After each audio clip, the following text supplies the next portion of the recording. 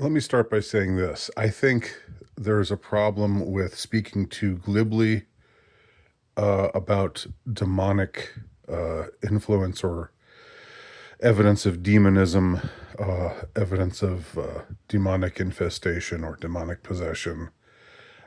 I think we need to be careful not to overuse the word demonic. And I say that as someone who very much believes in the realm of the demonic, in the reality of the realm of the demonic. But if we just call everything every time somebody misbehaves or says something obnoxious or whatever, if we just call them demonic at every instance of that, then we lose the power of the word. If we overuse it, if we use the word too promiscuously, then that's a problem, and that's something that we should take pains to avoid. Now, there's when people do bad things, and I'm including myself. We're all tempted to do. We all have the angel on one shoulder and the devil on the other shoulder. As it's often represented, as it's often popularly represented. The angel is whispering for us to do the right thing. The devil is whispering us for us to do the wrong thing, and sometimes we give in to temptation and do the wrong thing. And so when someone uh, behaves in a manner that is wrong or evil, that is always, the influence of the demonic is there in a sense, in a secondary sense. But what I'm talking about here is evidence of the manifestation of the demonic in the way that you might see it manifest. In the case of a demonic possession, I mean, it can get over this. This can be portrayed in a manner that is sensationalistic.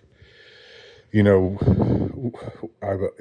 I'm thinking we've all seen The Exorcist, and I think starting with starting with that as a frame of reference, with the the little girl who's been demonically possessed in that movie, and how she behaves when she's under the sway of the demonic, when really the demon is she's just a puppet, and the demon is using her as a puppet to say all of the evil, sick, twisted, disgusting things that a demon would say. That's kind of a sensationalistic depiction of the demonic. But if you've seen actual footage of people who are allegedly possessed, and how it manifests, and the kind of things that the expression on that takes hold on their faces, the sometimes the changes in vocal tone, how this is somebody speaking in a voice that is completely different from his or her actual voice, um, and just uh,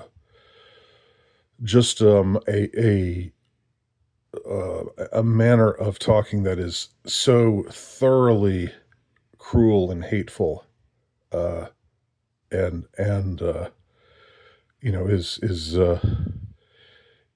is amused by itself. Loves the fact that it's saying all these cruel, hateful things, and enjoys. You know, it's animated by sadism. Really, it's animated by a desire to get to the heart of you, and totally break you down. Demons, of course, have preternatural powers if you believe in them. I'm just saying. And for those who don't, or who are on the fence about it, I'm just explaining what, you know, I'm just um, putting this forth definitionally, and it's up to every one of us to believe or not believe whatever we're going to believe or not believe. But these are the ways in which we see demons. This is how demonism manifests in people. And I'm really trying to be careful in. That's why I've spent 5 minutes in this preamble. But when I see the videos of people on the day, in some cases, mere minutes after Charlie Kirk was brutally assassinated, in front of his family, in front of thousands of people. Charlie Kirk, just somebody who an influencer who went to college campuses and wanted to talk to people who disagreed with him, and who always listened respectfully, and was just whether or not he was right about everything was just, I think, you look at him and wherever you stand on the political spectrum, and I have disagreements with him, myself, but I think if you look at him realistically, you can't come away not thinking this is a thoroughly decent man. This is a good man. And when I saw this, when I first became aware of people celebrating his death, by just openly saying ha ha ha, and, in these videos that they recorded and posted on TikTok or elsewhere, or tweets that they wrote on Twitter or Blue Sky or wherever, and the whole idea behind these posts just seemed to be this, in the spirit of being absolutely foully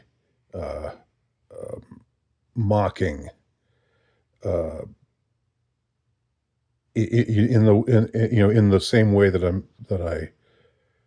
I talked about with what demonism was, where the whole idea was just to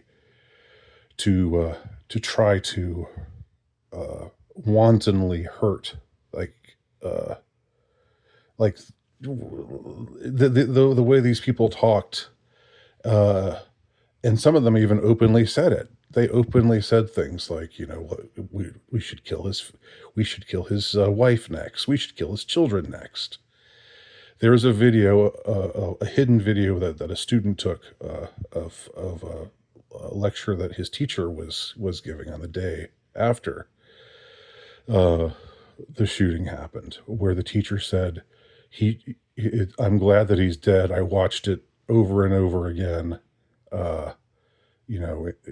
because it gave me so much joy to see it happen. And I think his family should die. And I think, his grandchildren should die. His grandchildren should die, and his grandchildren's children should die. And it doesn't really make sense, because if his own children die, then he wouldn't have grandchildren. But he was just going on in front of students. This was either at a high school or a middle school, just saying the most absolutely foul, repulsive things to children, to kids. And thank God this one kid recorded it, and got his ass fired, because that's completely out of line, to say the least. But there are others who talked about, how we should kill his wife too, and we should kill other people. There was one post that said, let's make more martyrs. Let's make more martyrs. This was good, and it was a good start, but let's start killing a whole bunch of other people too. Let's just go on a murder spree and kill a whole bunch of people who are politically aligned with Charlie Kirk, and you know, no distinctions made there between public officials and civilians. I might add, uh, I mean, it's been said, it's been observed many times that the kind of what these people are really saying. Sam Hyde said this, I think, very powerfully in his opening monologue of his latest show posted on YouTube, and on his own channel, on the MDE channel. That when they talk about killing Charlie Kirk, they're talking about killing you. They are absolutely remorseless uh, about anyone, because anyone who doesn't share their perspective on things uh, is worthy of getting shot and killed. Um, Now, a person can say things like that, evil things like that, without the direct, uh, without being infested or possessed by a demonic spirit. Don't get me wrong. Um, but something about a lot of these videos just and it's very hard to watch these videos. I have seen them a few times. I've seen montages of various ones, but it's really hard to watch because, and I avoided it for a while, and I still do avoid it. I don't want to see these videos because it is, you know uh, what could be called low vibrational energy, of the worst sort. Um, and it's rage bait, and you don't want to go around and just being enraged all the time. um if you do that in a way, they've got you where they want you. That's the reaction they want to get from you. um so anyhow, when I see a lot of these videos, which show people laughing and playing a song and dancing and doing a stupid TikTok, dance, or singing, something, some joyous, anti hymn,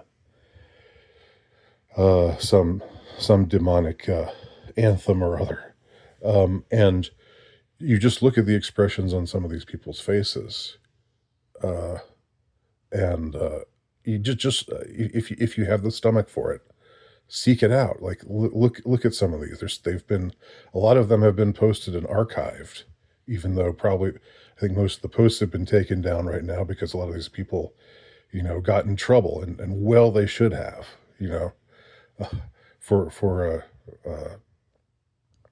for doing something like this. It's but anyway, the look at some of these videos. Look at some of the ways that, and Shuan had a great, also. I recommend watching her video about this. It's I can't possibly say it better than she did. Um, but you know, it's hard to avoid reaching uh, the conclusion that there's something demonic happening here, and on a mass scale. On a mass scale, these are people who, uh, you know, they're everywhere, and uh, they have respectable jobs. These aren't all, deadbeats, losers, people on welfare, or quote, living in their parents' basement. The way that they're always characterized, the dismissive way that some people are characterized or mischaracterized. These are people in jobs of influence, in education, in medicine. nursing. Uh, these are your friends and neighbors. Hopefully, they're not your friends. If these people are your friends, if your friends are celebrating Charlie Kirk's murder, you should stop being friends with them because they they don't make no mistake. They want to see you dead too. Uh, you know. So, but they've managed to get out in the world, and a lot of them be successful, at least in the sense of being employed, of being able to make a living, and you know and so forth. But now we see how there's this fifth column among us who were all seemingly collectively activated in this truly unprecedented way. I'm not being hyperbolic here. I strive to keep things in perspective, but I think this is the first time we've seen such a massive outpouring of absolute demonic hate. This is the first time, that's happened. And yes, it's facilitated by the internet. If the internet wasn't around, these people might be celebrating, but we wouldn't see them on the internet because there would be no internet. So it's true that the internet, social media, and so forth gives these people more of a chance to broadcast their hideous posts. But I think back through my not short life. I've been around for a little while.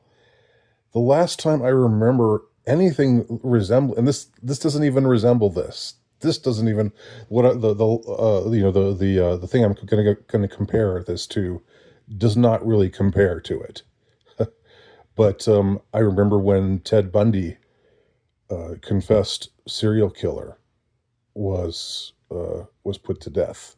I think it was in Florida, and there were people celebrating, holding up signs saying Bundy Barbecue, and some people were found that really disgusting, because however evil a person Ted Bundy was, he still was a person, and I can understand that. I think if there is to be a death penalty, it should be a matter of justice, not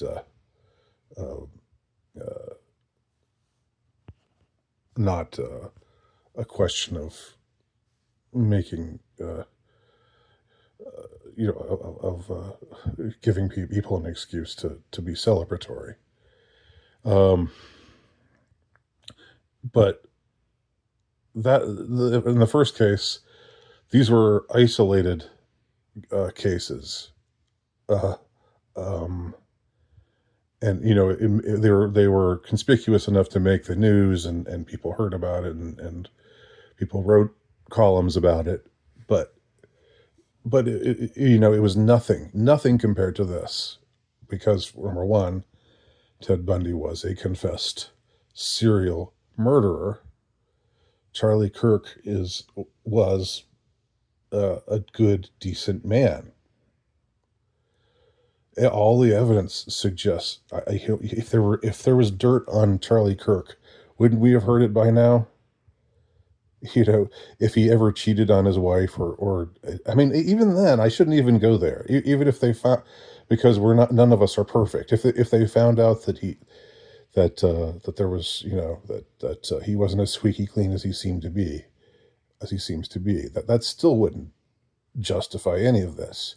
But I do find it striking that the when people try to badmouth Charlie Kirk, the worst they can do the worst they can do is uh, quote him saying something that they disagree with, or uh, in some cases, as Shuan had mentioned, use past quotes of his out of context, uh, like Stephen King did, and then had to apologize. And again, give him credit for apologizing, but I don't give him credit for saying that, for characterizing Charlie Kirk as having said this thing that he didn't actually say. So there's been no precedent for this, even through however many years that we've had the internet. When did the internet officially start? I guess it was around in the mid '90s, but people weren't really online until maybe the 2000s. So we've had and then social media came a few years later. We've had a quarter of a century of the internet, quarter of a century plus change of the internet existing. This is the first time we've seen on a mass scale people behaving this way, people without any shame behaving this way.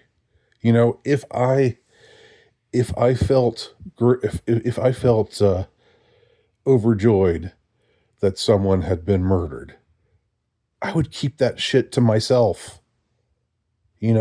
because I would know, number one, it's not a good look, and number two, I'm probably wrong. There's probably something wrong with me for feeling that way. So I probably shouldn't broadcast my pathological murder lust for all the world to see. But these people, they posted it without a second thought, without shame. They put their faces up. They owned it. And a lot of them have been found out and told on, and they've lost their jobs because they were so shameless about it, because they didn't feel they had to be anonymous. And this is the first time we've seen we've seen something like this happen. Again, the scale of it is truly sobering. I mean, it's at least thousands of people, maybe tens of thousands, maybe hundreds of thousands, maybe millions. I don't know. Who knows the exact number of people who posted these videos or who liked these videos and retweeted them, or reposted them.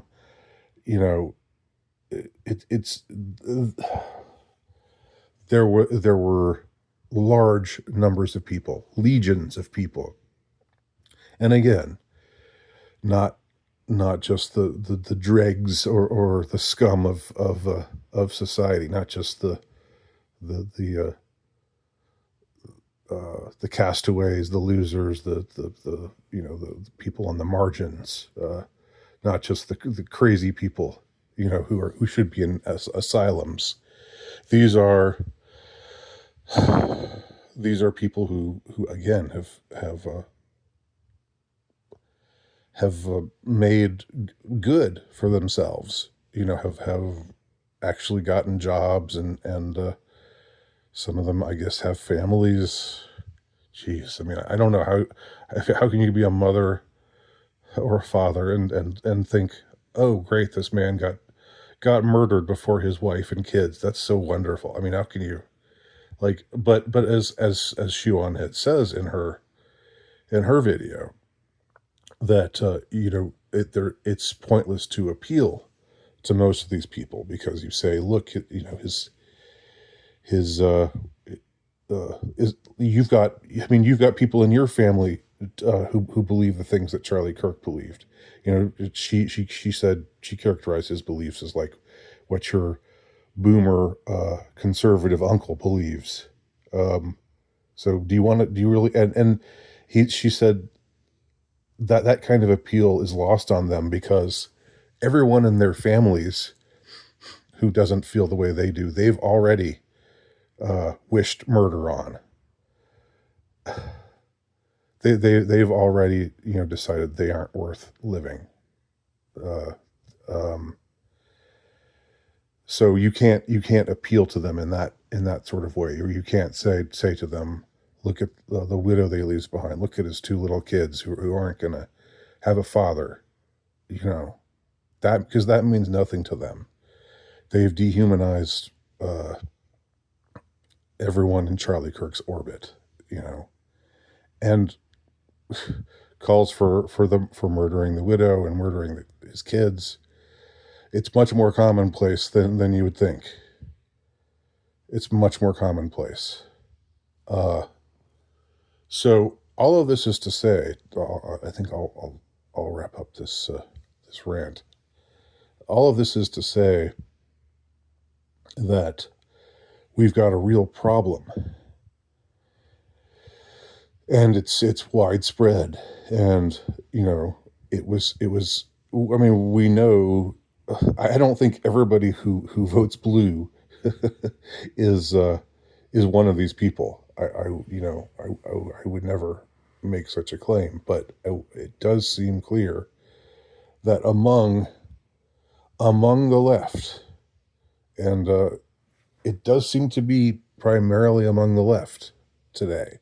I'm not saying demonism can't infest people on the right as well. Certainly not saying that. But today, where it seems to be manifesting, or where it manifested about a little over a week ago now, after the murder of Charlie Kirk, uh, it manifested with uh, these particular people, and there it's like a demonic fifth column uh, that suddenly was activated and suddenly rendered themselves conspicuous to most of our horror. You know, to see these people behaving who look like normal people who maybe are in many ways normal people behaving in this way is highly suggestive of demonic influence.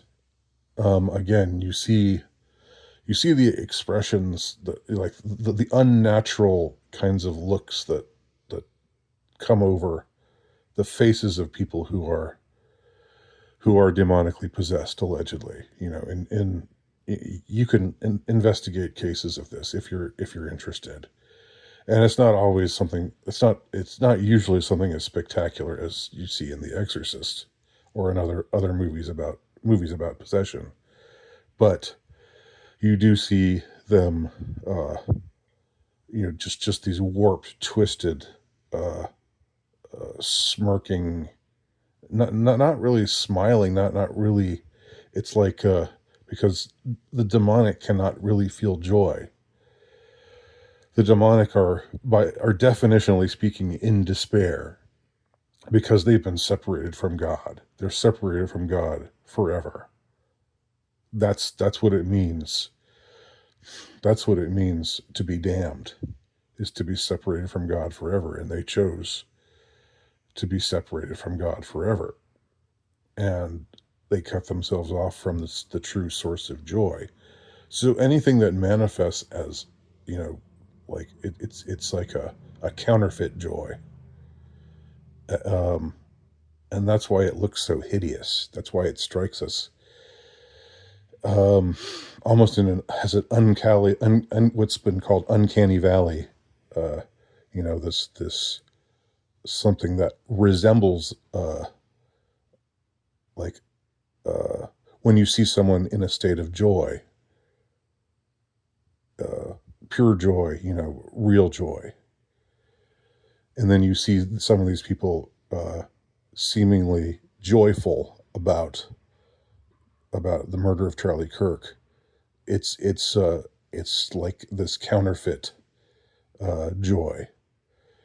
It's not really joy at all.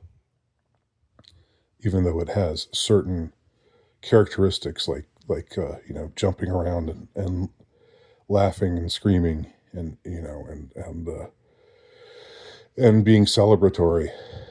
Uh, you can see there's something warped and twisted and just not right about these people. I'm not saying they're beyond help. Don't get me wrong. They're still people. They're still people created in the image and likeness of God. But there's something. I mean, we've got a real problem with people like this. Uh, you know, and who knows how many of them there really are. Who knows how many? Who knows how many people you interact with and talk to, and people that seem normal, are really actually this way, and they hide it most of the time. But this was an event that just it brought it out in them. Just like when a priest holds up a cross in front of a demonically possessed person, it brings out and the priest uh, tells the demon to reveal itself. It's very similar thing that happened with this righteous man's most unrighteous murder. Uh, brought out this awfulness in these people. That's maybe been there for a while. I wouldn't say always been there, because none of us are born that way, but they've been indoctrinated, they've been taken over, and it's gotten them to this point.